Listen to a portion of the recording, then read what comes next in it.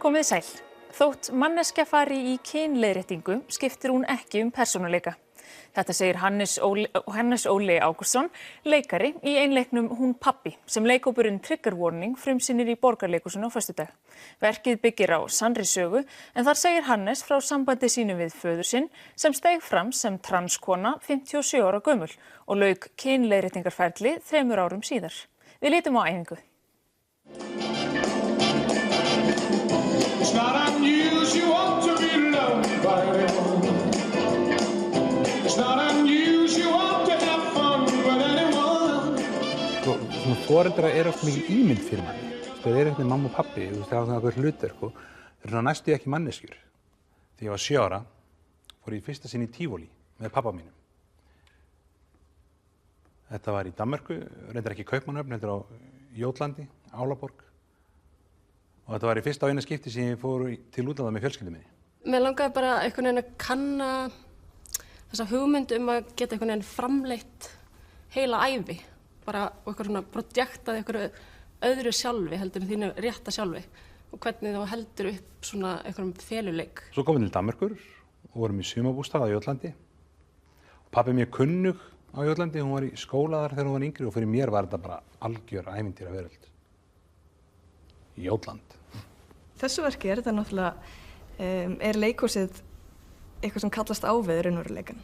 Þegar manneskja hefur verið í hlutverki allt sitt líf og kannski þú hefur verið þáttakandi í einhvers konar leikriti allt sitt líf. Ég hef persónulega alltaf verið opið með þetta sjálfur, þetta hefur aldrei verið neitt feimnismál fyrir mér með pappa minn og allt það, en þannig að mér varst það kannski ekkert mjög erfitt, en þetta er samt viðkvæmt málefni að það er vandasamt að gera þetta rétt einhvern veginn, finna rétta tón. Þegar fórum að staða að rannsaka þetta, þá bara eiginlega fattaði maður hvað maður var fáfróður. Og við erum búin að læra bara svo mikið. Allan við gerðum fullt af hlutum sem að fjölskyldur gera í fríum. Ég man sérstaklega vel eftir að fara í dýragarðinn. En það er magnað hvað maður hefur lært mikið og eftir árslanga vinnu að mæta fólki sem kannski með spurningarna sem við vorum með fyrir ári, það er svo skrítið að upplifa það, mann finnst það svo heimskulega spurningar. Já. Það er alls konar dýr sem ég hafði bara séð í bíómyndum áður, ljón, gíraffa, risaeðlur. Ég held að einn af svona stóru punktunum í ferlinu og í sýningunni sá að ég og pabbi minn höfum aldrei eitthvað rætt rosa mikið saman á þessum nótum, svona persónulegum nótum. Og það kannski verið meira svona praktísku nótunum, svona samband okkar, eins og samband örugglega marga við föður sinn.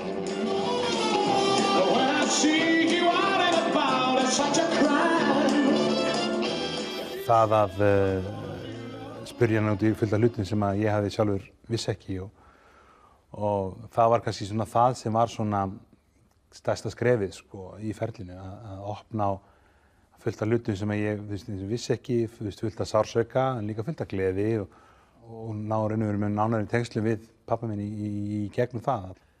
En svo fórum við til Tívolí og ég man þann dag það var rosalega heitt í veðri, þetta var í júlí 1988. Pabbi á hliðina á mér og hún er mjög hávaxin og hún var með þykkt yfirvaraskegg. Og þetta er líka bara með aðstandendur transfólk, það fer oft svona sorgarferli í gang. Einhver manneskja sem er búin að vera náttúrulega yfir sig einhvern veginn bara horfin. Þó að manneskja skipti kyn og það gerist svo mikið í lífinu, það er hún ennþá einhver leyti sama manneskjan, skilurðu. Pabbi mér fyrir ennþá að horfir á United-leiki þó að hann sé orðin kona, skilurðu, eða gerir hluti sem maður held að vera kallinn í honum en er bara persónuleikinn, eða svona hlutir sem að mér finnst alltaf svo gaman benda á, benda á hið draga fram kannski hið hversdagslega líka og fyrir mér þá að fá innsýn inn í manneskjuna sem pabbi minn er, það er að einhver leyti erfitt. En það er líka einhver leyti rosa frelsandi.